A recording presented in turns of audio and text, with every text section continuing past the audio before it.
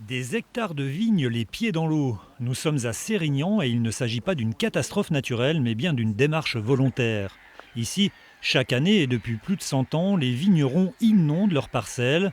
Au départ pour lutter, et avec succès, contre le phylloxéra, ce puceron qui a dévasté le vignoble français au 19e. Ensuite, pour faire baisser le niveau de sel dans les terres.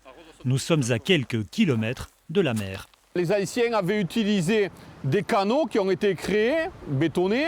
Certaines routes, comme là, dans ce cadre-là, c'est une route où il y a 7 écluses qui sont créées par les viticulteurs en période d'irrigation, avec des barrages qui sont créés, barrages en planche, et on fonctionne comme des écluses. On remplit la première écluse, chaque viticulteur arrose son secteur.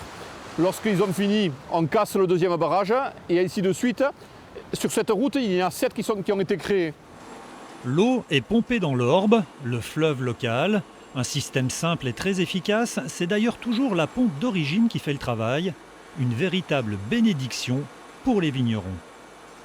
Dans un premier temps, ça permet de lutter contre la salinité et dans un deuxième temps, ça nous permet de lutter contre la sécheresse.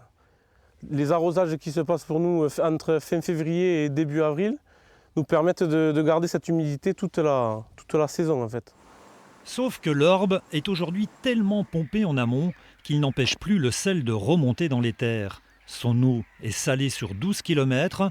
Désormais, il faut attendre les pluies qui l'adoucissent pour l'utiliser. Solution des coopérateurs, construire un barrage pour bloquer l'eau salée. L'eau salée est plus lourde que l'eau douce, donc l'eau douce est toujours à la surface. C'est comme un barrage, mais en dessous du niveau de l'eau, qui bloquerait l'eau salée, empêcherait l'eau salée de mer de rentrer dans la rivière et conserverait de l'eau douce au-dessus. Un seuil de fond indispensable à l'activité. Il nécessite un investissement d'environ 1,2 million d'euros.